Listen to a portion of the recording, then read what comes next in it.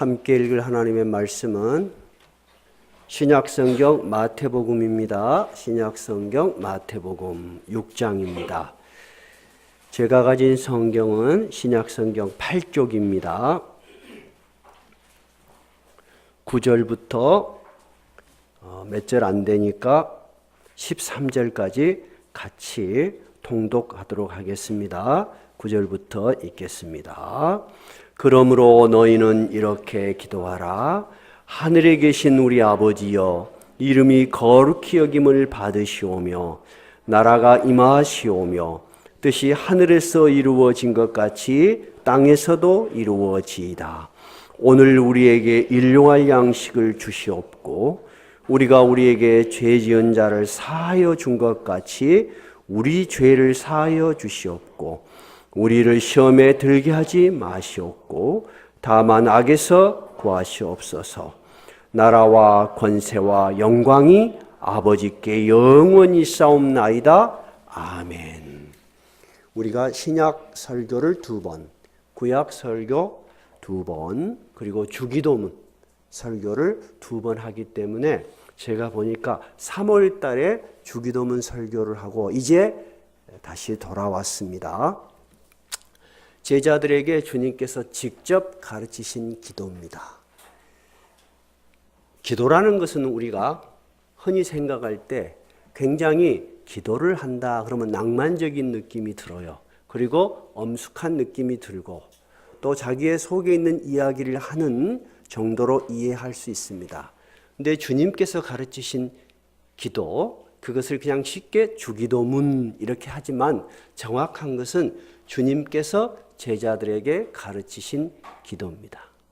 근데 주님께서 가르치신 기도의 대전제는 이 기도는 들으시는 분이 있다는 것입니다.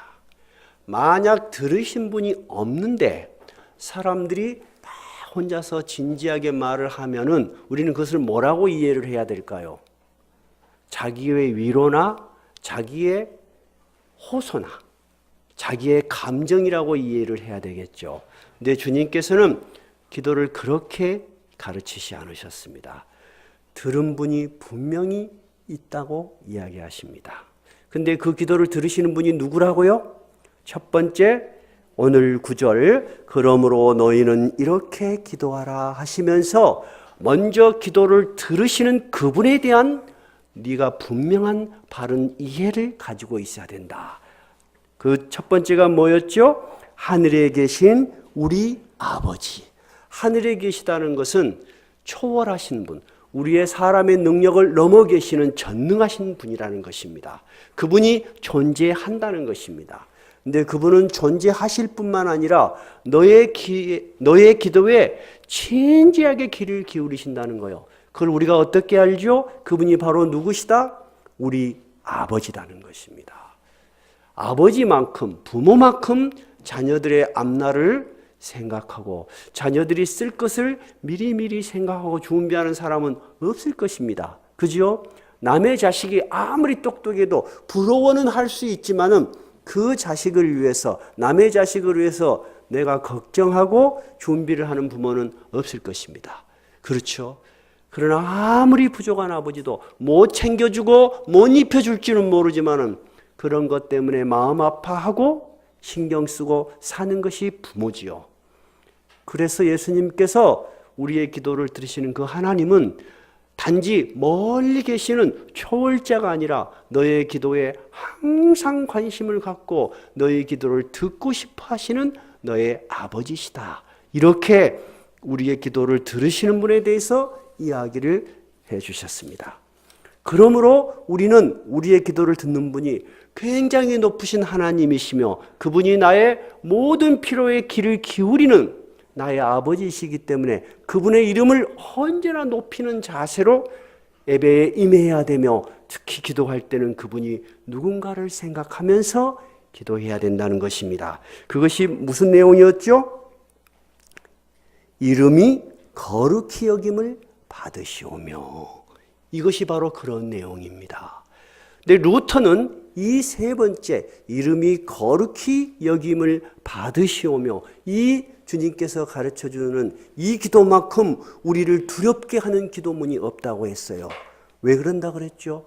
우리는 살면서 너무나 쉽게, 너무나 자주 주님의 이름을 잊어버리고 아무렇지나 않게 생각하고 무시하고 살고 있기 때문에 이 기도를 진지하게 드리는 사람은 양심의 고통을 느낄 수밖에 없는 것입니다.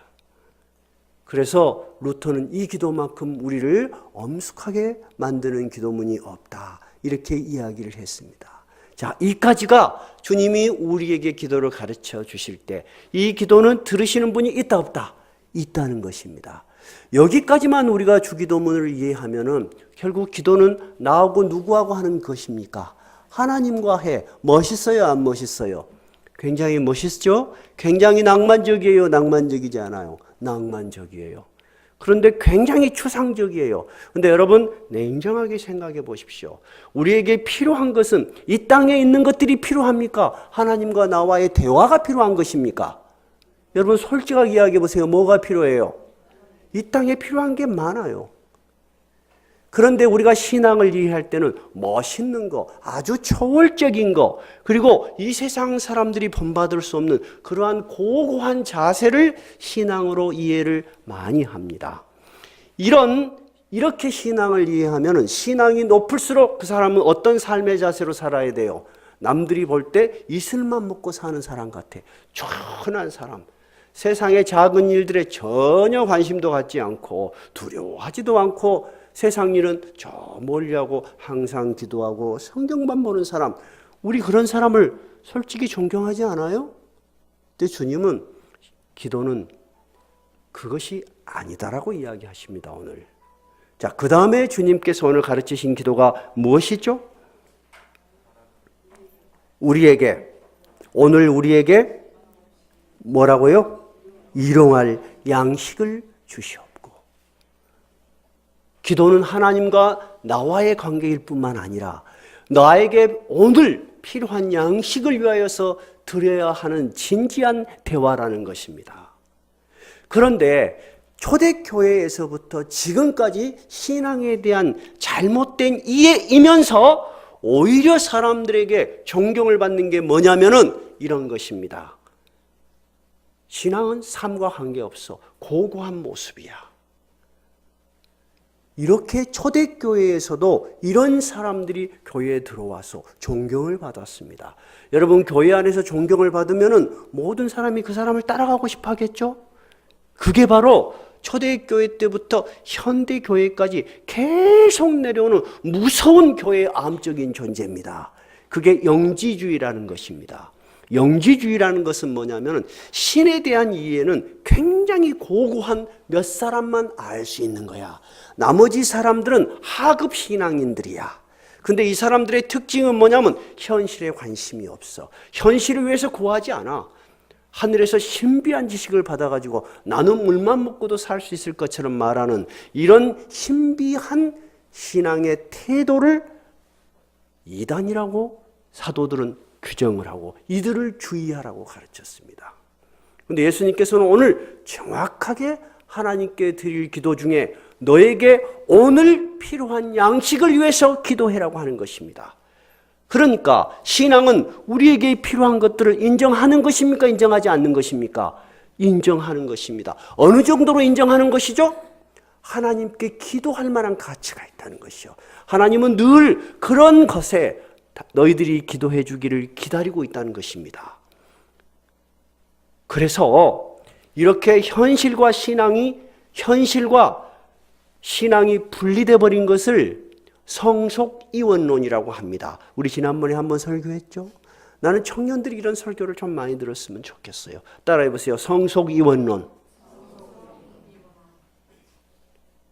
우리가 추구하는 신앙은 하나님과 땅이 하나가 되는, 우리가 추구하는 신앙과 우리 현실의 문제가 하나 되는 신앙입니다. 오늘 예수님은 정확하게 그것을 주기도문을 통해서 우리에게 말씀하셨어요. 오늘 우리에게 필요한 양식을 주시옵고. 제가 우리 청년들에게 한번 물어볼게요. 오늘 자, 우리 태아가 이제 예수 믿은 지 얼마 안 됐으니까, 태아야, 오늘 필요한 양식, 네가 곧 있으면 점심 먹어야 돼. 오늘 먹을 점심을 위해서 기도해 본 적 있냐? 없지. 없습니다. 제가 학생들에게 가르치면서 우리가 어렸을 때는 밥을 먹으려고 하면은 문에가 밥 좀 주시오. 그리고 깡통을 들고 서 있는 거지들이 있었다고 이야기를 했어요. 애들이 막 웃는 거예요. 저는 왜 웃는지를 몰랐어요. 그러면서 선생님, 거짓말 하는 거죠. 우리 웃기려고 하는 거죠. 여러분, 어렸을 때 거지 있었어요, 없었어요? 있었어요. 밥을 먹으려고 하면 2명, 3명 줄을 서 있었어요. 또 어느 날은 말입니다. 밤에 밥을 다 먹고 나왔는데 부엌에 들어갔는데 뭔 여자가 앉아서 우리 남은 부엌에 가서 먹고 깜짝 놀래갖고 막 그랬어요. 그때 제 어렸을 때 기억은 우리 어머니께서 항상 그러셨는지는 모르지만 우리가 먹는 밥 테이블에다가 이게 밥상, 옛날에는 동그란 밥상 들어 있습니까? 밥상에다가 꼭 밥을 차려줘요. 그 사람들을, 나이 든 사람들은.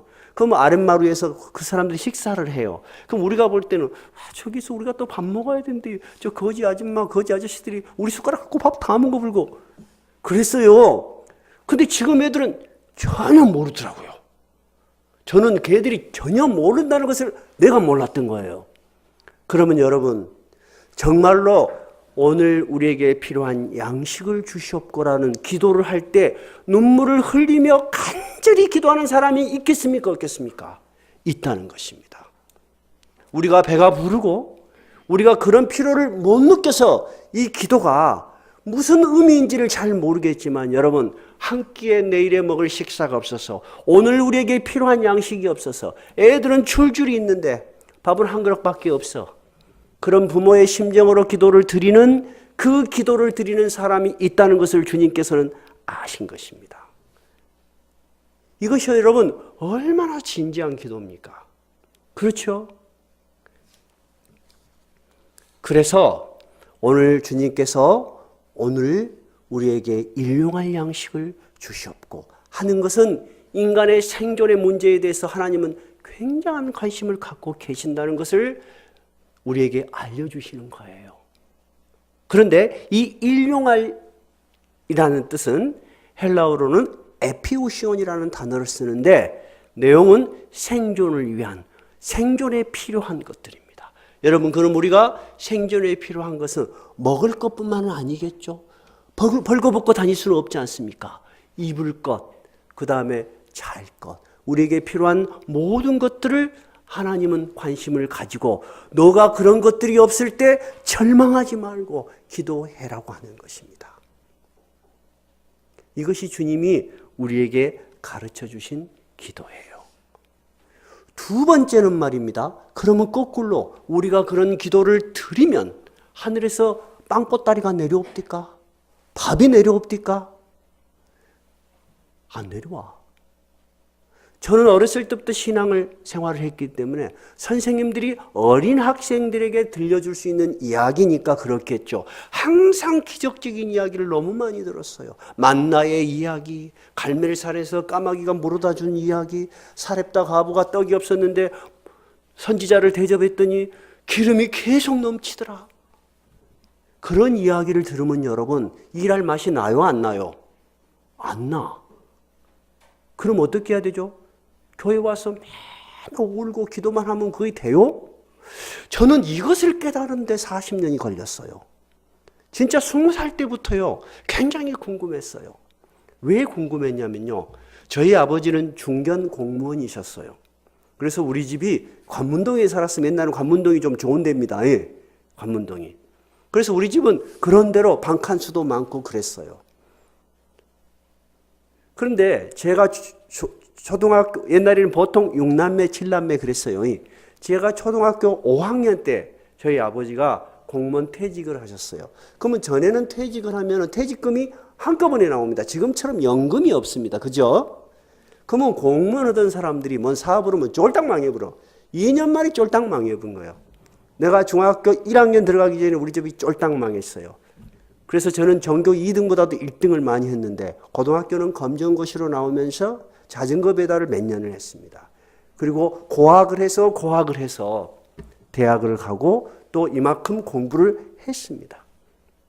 근데 제가 요즘 가정방문을 이렇게 쭉 하면서 여러분들이 무슨 말을 할 때 제가 그 말을 듣고 깊이 기도하는 이유는 하나입니다. 때로는 우리가 그 한 끼의 식사가 없어서 얼마나 고생을 했습니까? 나는 그런 어머니 아버지의 모습을 보면서 부모에 대한 생각을 새로 했어요. 내가 넉넉하게 자라고 모든 걱정 없이 공부를 다 마쳤다면 내가 이 우리에게 일용할 양식을 주시옵고라는 설교를 이렇게 깊이 이해할 수 없었을 수도 있었겠다는 생각이 들어요. 여러분, 우리 가족, 우리 교인들 다 이야기를 들어보니까 정말 어린 시절부터 지금까지 부모로부터 물려받아가지고 요즘 말하는 금수저 갖고 태어난 사람은 아무도 없어. 흙수저도 없어는 어떨 때는 나무젓가락 갖고 산 사람들도 있는 것 같아. 근데 여러분, 그 매 끼 한 끼의 식사를 챙겨준 이가 있었다는 것입니다.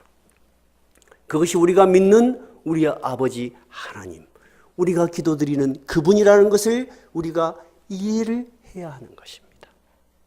그러면 우리가 두 번째 질문이죠. 그럼 우리가 기도만 하면 다 해결되느냐 하는 문제에 있어서 그렇지 않다고 제가 분명하게 말씀드립니다. 전에는 저도 이것이 혼돈이 있었어요. 부흥회 가면 어때요? 부흥회 가면 예수만 믿으면 안 되는 일 다 없어. 그냥 어떤 사람이 안 됐는데 막 성공해버린 거야. 근데 그리 됩디요? 저는 설교가 주님의 말씀이 얼마나 현실적이고 깊이 인간의 마음을 고통을 이해하신 분인가를 길러 설교자가 설교해 줘야 된다고 생각합니다. 하나님께서 모세를 통해서 십계명을 주셨습니다. 십계명은 하나님이 우리에게 주신 삶의 가장 기본적인 골격입니다. 그죠? 1, 2, 3계명은 똑같이 하나님과 인간에 대한 이야기입니다. 너는 나 외에는 다른 신을 섬기지 말라. 이런 내용이죠. 형상을 만들지 말라. 분명히 하나님과 우리 인간의 이야기입니다. 그러면 처음으로 인간이 살아갈 때 하나님의 뜻을 가지고 살아가는 첫 번째 계명이 몇 계명이에요? 제4계명입니다. 오늘 기도하고 똑같습니다. 10계명도. 4계명은 인간에 대한 이야기가 나오는데 이렇게 되어 있습니다.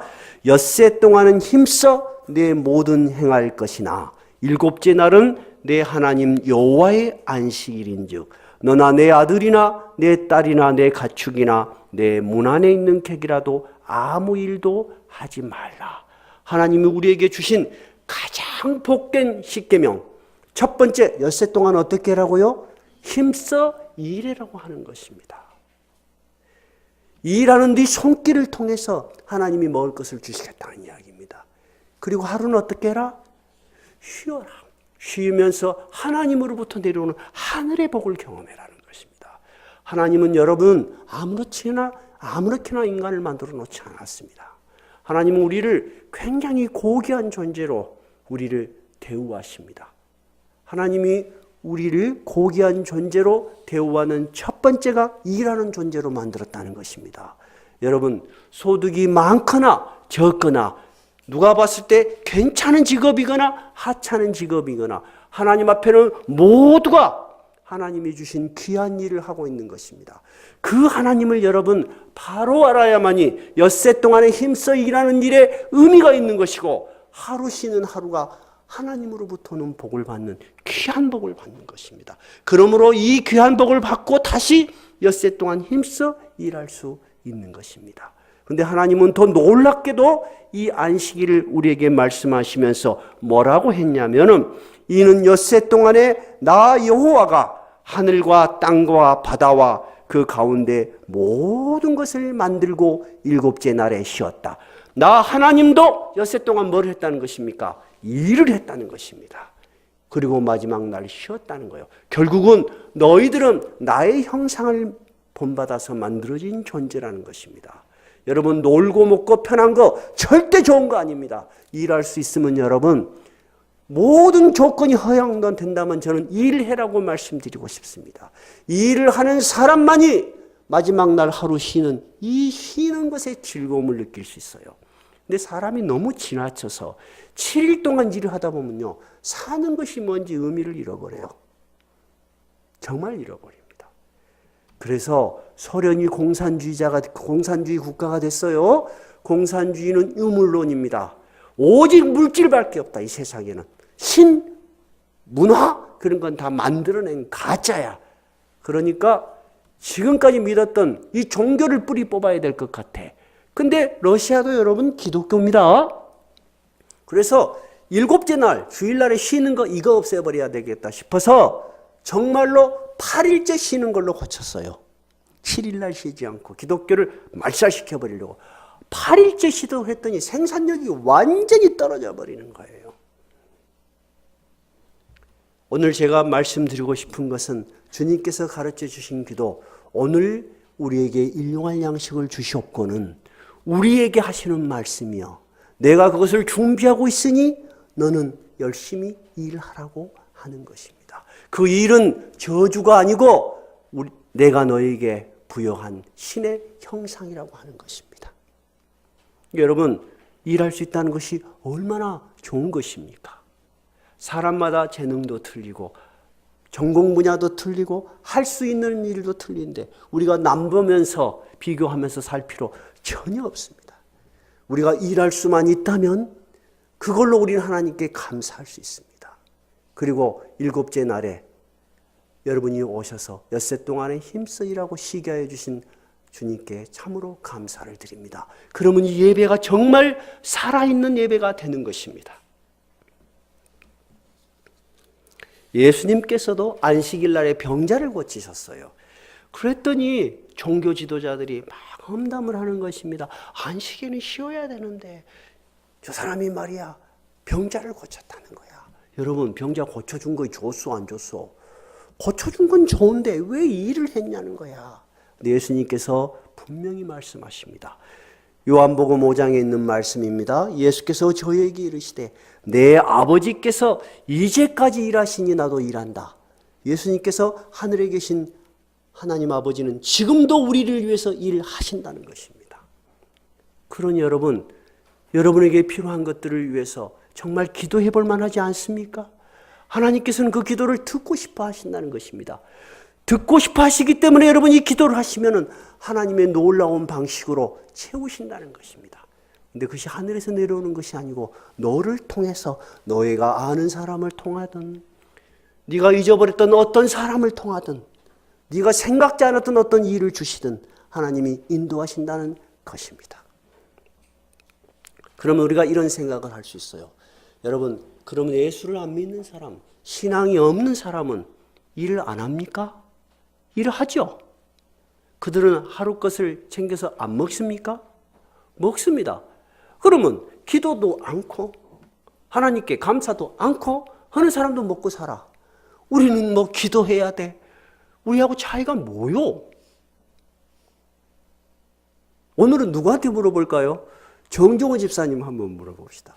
정종호 집사님, 그렇게 기도하는 사람과 기도하는 사람이 다 똑같이 먹고 사는데 차이점이 뭐요?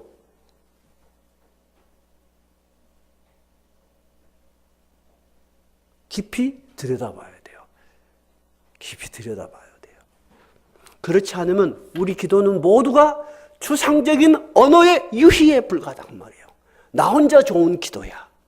근데 이 기도를 깨달으면은 우리가 왜 기도를 해야 되는지 깊이 있게 이해하면서 기도할 수 있습니다. 하나님을 믿지 않는 사람은 여러분, 오늘의 식사가 없으면 두려움에 잠기겠죠. 그러겠어요, 안 그러겠어요? 그래서 열심히 일해서 돈을 법니다. 더 열심히 일할 수 있어요. 그래서 돈이, 재산이 쌓이면 여러분, 염려가 사라질까요? 사라지지 않습니다. 내일 것을 챙겨지면 모레 걸 걱정하고 10년 뒤의 것을 걱정하고 내 자녀들한테 물려줄 것을 걱정하고 계속해서 부를 쌓는 욕망이 생깁니다. 그렇지 않겠습니까? 그들은 염려가 뭐가 되죠? 집착이 돼요. 집착이 뭐가 되죠? 욕심이 돼요. 영원하게 그 돈의 굴레에서 벗어날 수가 없습니다. 그래서 결국은 하나님으로부터 멀어져 버리는 사람이 되어버립니다. 결국은 그들에게 물어보십시오. 내가 불에 태워서 죄를 만들어서 다 마시고 지옥에 갈지라도 이 돈은 못 내놓겠다 하는 것들이 부자들의 근성이에요. 그래서 예수님이 부자가 하늘나라로 올라가는 것이 낙타가 바늘기로 들어가는 것보다 어렵다고 지적하신 이유는 부자이기 때문에 하늘나라로 갈 수 없다는 것이 아닙니다. 부자가 되는 그 과정에서 돈 외에는 사랑하는 것이 없어. 오직 자기가 믿을 건 뭐예요, 여러분? 돈밖에 없어. 그러니까 뭐라고요? Money is everything. 돈이 모든 것이 되어버린 사람이 돼요. 왜 그러죠? 그 하루의 식량에 대해서 감사할 줄 모르고 이 하루의 식량이 어디로부터 왔다는 것을 인정하지 않는 사람은 결국은 길을 잃게 돼 있습니다. 그래서 바울 사도는 디모데에게 이렇게 경고를 했어요. 돈을 사랑함이 일만하게 뿌리가 되나니 이것을 탐하는 자들이 미혹을 받아 믿음에서 떠났다. 그러면 이 사람은 믿음이 있었던 사람이 없었던 사람이요. 믿음이 있는 사람도 돈을 사랑하게 되면 믿음에서 떠나요. 유혹을 받아. 그래서 많은 근심으로 자기를 찔렀도다. 이것을 원어로 보면은 바늘로 찌르면서도 결국 이걸 놓지 못합니다. 왜냐하면 한 끼 식사에 대한 존엄과 가치와 이것이 어디로부터 왔다는 인정이 사라져버린 그곳에는 탐심이 자리를 잡게 돼 있습니다. 근데 삼성의 이병철 씨가 어마어마한 부자다고 했잖아요. 그분이 죽을 때 남긴 24가지 질문 중에 이런 질문이 있습니다. 부자는 천국으로 가지 못한다고 하는데 이것이 무슨 의미냐? 그러면 이병철 씨는 이 질문을 어딘가서 듣고 이 말을 언젠가 듣고 두려움 속에 한때는 있었다는 것입니까? 없었다는 것입니까? 있었다는 것입니다. 근데 결국 그가 그 모든 재산을 처리하고 주님을 믿었다는 말 들었어요? 여러분, 그런 것입니다. 그분은 이 세상에서는 참으로 능력 있는 사람이었습니다. 누구나 부러워하는 내일 먹을 것을 위해서 걱정 안 해도 되는 사람이었고 10년 뒤를 걱정 안 해도 되는 사람이었고 자녀들을 위해서 걱정 안 해도 될 부를 이 세상에 쌓아놨지만은 결국 그는 하나님으로부터 멀어진 존재가 되었습니다. 그의 질문 1번이 뭐였다고요? 신이 있다는데 왜 그의 존재를 드러내 보이지 않느냐? 하나님을 발견할 수가 없는 것입니다. 그런데 여러분, 이 한 끼의 식사를 위해서 정말 진실하게 기도할 수 있는 사람은 결국은 어디에 이르게 되죠? 하나님의 생명에 이르게 되는 것입니다. 내가 오늘 먹는 하루를 하나님을 인정하는 사람은 오늘 하루를 인정할 수 있고 또 내일 또 기도할 것이고 또 다음에도 기도할 거 아닙니까? 매일매일 기도할 거 아닙니까? 그래서 주님께서 가르치신 기도가 오늘 우리에게 필요한 양식이에요. 10년 동안 먹을 양식이 아니고 100년 동안 먹을 양식이 아니고 영원히 고생 안 해도 되지 않는 거대한 부를 요구하라고 우리에게 기도를 가르치신 것이 아니에요. 오늘 필요한 양식이 있다면 여러분은 행복할 수 있어야 합니다. 오늘 필요한 것이 있는데도 여러분이 불안해한다면 여러분은 이 하나님을 믿지 못하는 것입니다. 우리가 지금은 60, 70 다 나이가 되셨어요. 어려운 시절로 쭉 돌아가 봅시다. 30년 전, 40년 전 어려우셨어요? 안 어려우셨어요? 어려우셨어. 나는 참 죄송해요. 우리 장로님이 보통 교회에서 장로님 그러면 여러 가지로 뭐 골고루 다 갖춰진 분들이 장로가 되신 분들도 있으시겠지만 우리 장로님 정말 어려운 시절에 시골에서부터 가난이 무엇인가를 알고 장로님이 되셔서 기도를 하실 수 있는 이 자리까지 오게 된 것이 교회로 봐서 큰 덕이라고 생각해요. 여러분 이해가 되세요? 제 말이? 여러분 눈물에 젖은 빵을 먹어보지 않은 사람은 하루의 식사를 위해서 눈물을 흘리며 기도해 볼 수가 없는 것입니다. 여러분 눈물이 안 나는데 눈물을 짠다고 나오요? 그래서 여러분 한 끼의 식사를 위해서 여러분이 진실하게 기도할 수 있는 그런 기회가 있다면 하나님이 가장 가까이 여러분에게 있는 것입니다. 그러므로 이 기도를 드릴 수 있는 사람은 죽을 듯한 고통 속에서도 절대 희망을 버리지 않습니다. 왜 그러죠? 나의 기도를 가장 가까이서 들으시는 누가 있다?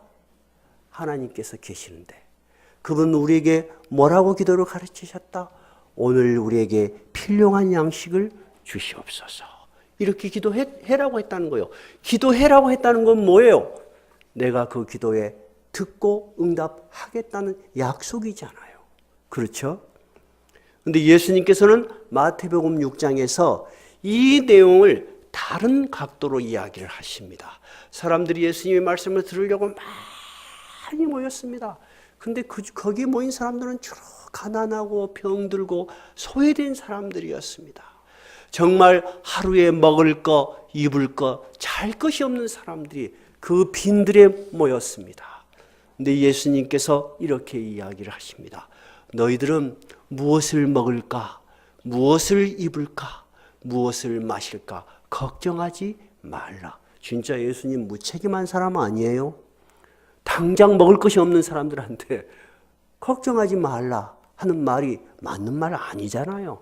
근데 그분은 정말로 인간에게 가난이 무엇인가를 아시는 분이에요. 예수님이 아버지가 직업이 뭡니까 여러분? 목수입니다. 목수는 요즘 하는 말로 노가대입니다. 그리고 예수님의 아버지는 일찍 죽었어요. 12살 이후에 예수님 아버지에 대한 기록이 없고 마리아만 기록이 돼요. 그러면 예수는 실제로 젊은 시절에 목수 일을 하면서 가족의 생계를 유지했던 현실적인 삶을 살았던 사람이에요. 그러죠? 그분이 그렇게 멋있고 낭만적인 이야기를 했겠습니까? 아닙니다. 보다 본질적인 이야기를 하신 거겠죠? 그러면서 이렇게 질문을 하십니다. 너희들 중에 염려를 함으로 키를 한 자나 더 크게 할 수 있는 사람이 있느냐? 물어보십니다. 여러분, 염려함으로 키를 한 자 키울 수 있는 사람이 있어? 없어요. 우리 김양자 권사님 죄송해요. 우리 김양자 권사님 정말 재치 있는 말씀하셔서 내가 두고두고 생각을 하면 그 말씀을 생각하면 웃음이 나요. 김양자 권사님이 참 제가 남자로서 미안한 이야기입니다만 참 예쁘게 생기셨어요. 근데 본인 소원은 키 좀 컸으면 좋겠네요. 그래서 유황자 집사님한테 이쁜 뭐하냐? 키가 커야지. 그러셔요. 그러면서 하시는 말씀이 말하냐면 가족이 많으신가 봐요. 나는 왜 이렇게 키가 안 컸을까? 그러면서 오빠들이 나를 이쁘다고 자꾸 만져서 작아져 버렸을까? 은근히 자기 자랑을 하시는 건가 모르겠습니다만은 김양자 권사님은 오빠들이 만져서 작아졌어. 그래 아시오. 그런데 김양자 권사님이 아무리 노력을 하고 염려한다고 해서 키를 한 자 키울 수 있을까요? 현실적으로 가장 절박한 이런 일도 못하는 게 인간이라고 말이에요. 예수님이 그 질문을 하면서 하늘의 새를 봐라. 새가 먹냐 안 먹냐? 먹는다는 거예요. 들의 백합화를 봐라. 저 핀 아름다운 꽃을 봐라. 이 아름다움이 이 세상의 모든 부를 가졌던 솔로몬의 옷보다 더 아름답다. 저런 들풀도 하나님이 키우시는데 설마 하나님이 그의 자녀들을 굶주릴까 보느냐 하시는 이야기예요. 그러면서 마태복음 6장 33절에 그러므로 너희는 먼저 그의 나라와 그의 의를 구하라. 그리하면 이 모든 것을 너희에게 더하시리라. 성경 한번 찾아볼까요? 6장이니까 마침 마태복음 6장 33절 34절 읽어봅시다. 자, 33절부터 읽어봅시다. 시작. 그런즉 너희는 먼저 그의 나라와 그의 의를 구하라. 그리하면 이 모든 것을 너희에게 더하시리라. 그러므로 내일 일을 위하여 염려하지 말라. 내일 일은 내일이 염려할 것이요 한날의 괴로움은 그날의 족하니라. 그러면 오늘 예수님이 오늘 필요한 양식을 구하라고 하는 말씀은 닥치지 않은 내일의 염려 때문에 오늘 기도를 못하는 일이 없도록 하라 하는 말씀이세요. 이해가 되십니까? 여러분 내일 염려 많죠? 우리 자녀들이 어떻게 될지 염려가 되죠. 그래서 염려를 해서 여러분 무엇이 도움이 되십니까? 차라리 그 시간에 엎드려서 기도를 하세요. 그리고 자녀들에게 하나님을 가르치세요. 그것이 여러분 예수님이 너희는 먼저 그의 나라와 그의 의를 구하라. 그리하면 전능하신 하나님이 너희에게 가장 맞는 해답을 주실 것이다 하는 이야기입니다. 이 주기도문은 우리에게 필요한 것을 우리에게 구할 뿐만이 아니라 정말 우리의 현실 속에서는 이 한 끼의 식사가 없어서 고생하고 힘들어하는 사람이 여러분 있습니까? 없습니까? 정말 많습니다. 유니세프 2006년의 보고에 의하면 매년 500만 명의 사람이 5천 명도 아니요 5만 명도 아니요 500만 명도 아니요 500만 명의 5세 이하의 어린아이들이 배고픔으로 죽는다고 합니다. 여러분, 그러면 우리가 한 끼가 식사가 해결되면 우리만 만족하면 되겠습니까? 주님의 뜻은 결코 그런 것이 아닐 것입니다. 그러므로 너희는 그런 염려 속에 있는 사람들을 보살펴라. 나는 이 주기도문이 더 확장돼야 된다고 생각을 합니다. 유엔 특별조사관 올리비어 데 슈터라는 사람이 이런 글을 기고했습니다. 현재 전 세계가 당면한 가장 큰 비극이 있는데 매 6초마다 똑딱 똑딱 똑딱 6번 6초마다 한 명의 사람이 배고픔으로 죽는다고 합니다. 여러분, 이 주기도문의 기도는 저는 나의 만족으로 우리의 만족으로 끝나서는 안 된다고 생각해요. 그래서 우리 교회가 헌금을 하면은 반드시 20%는 이웃을 돌보는 거, 전도와 선교에 꼭 교인이 한 명 있었을 때부터, 한 명도 없었을 때부터 실행해온 이유입니다. 여러분이 헌금을 내실 때 그냥 헌금 넣지 마라 그랬죠. 액수의 많고 적음을 떠나서 엿새 동안에 힘써 일하게 해주신 하나님, 나에게 일용할 양식을 주신 하나님께 감사하며 이 헌금 속에는 이웃을 사랑하는 여러분의 마음이 담겨 있다는 기도를 하셔야 돼요. 그래야지 하나님이 기뻐하시는 기도예요. 여러분, 정말 그런 기도를 하시면서 헌금하십니까? 그런 기도를 하시면서 헌금하세요. 그러면 하나님이 매일매일 필요한 양식을 여러분에게 채우실 것입니다. 그것이 오늘 주기도문이 우리에게 말하고자 하는 것입니다.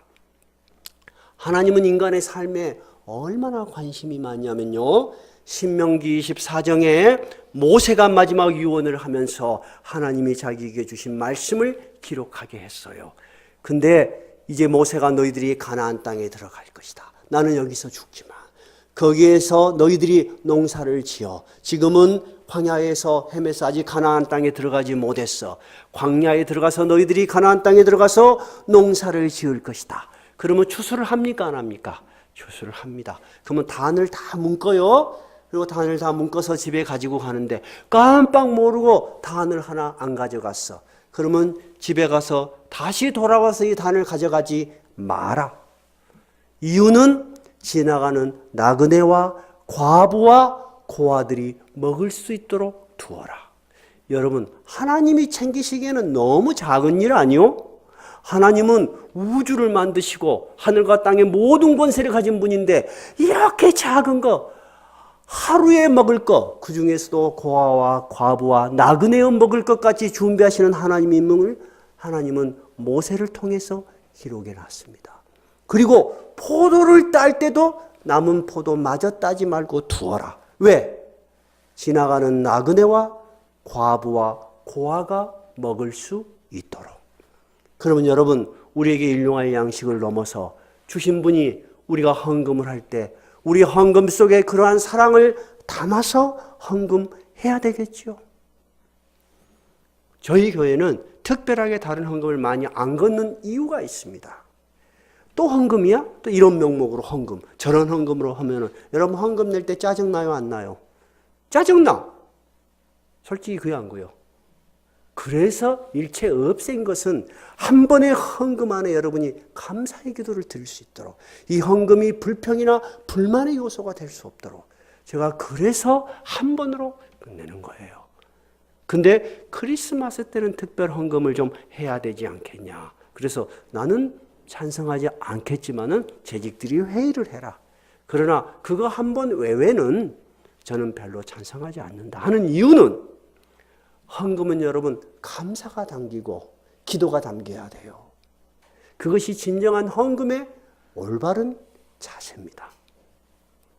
그래서 여러분이 적든 많든 헌금을 하실 때는 항상 이 헌금 속에서는 주님이 우리에게 가르쳐 주신 기도, 오늘 우리에게 일용할 양식을 주신 주님께 감사하며, 이 감사가 나에게만 멈추는 것이 아니고 아주 적은 거지만, 그래도 아주 일부분이지만은 우리보다도 더 어려운 이웃을 위해서 쓰일 수 있도록 여러분이 기도해야 하는 것입니다.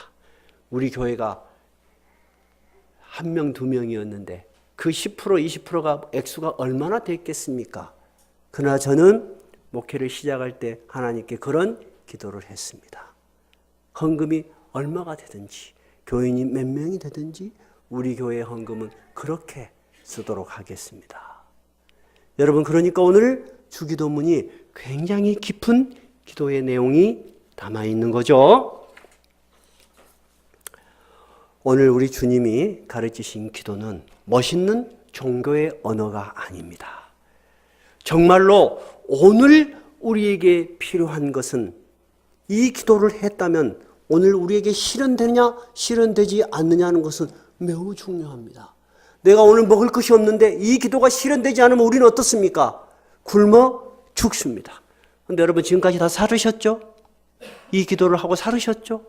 여러분은 오늘의 양식만을 얻은 것이 아니고 하나님을 알게 되신 거예요. 그리고 영원한 생명의 양식인 예수 그리스도를 만나게 된 것입니다. 그러므로 여러분은 오늘 한 끼를 위해서 드린 이 기도가 이어져서 오늘까지 온 것이고, 영원한 아버지의 나라에 갈 때까지 이 기도는 가장 높은 기도로 하나님께 전달될 것입니다.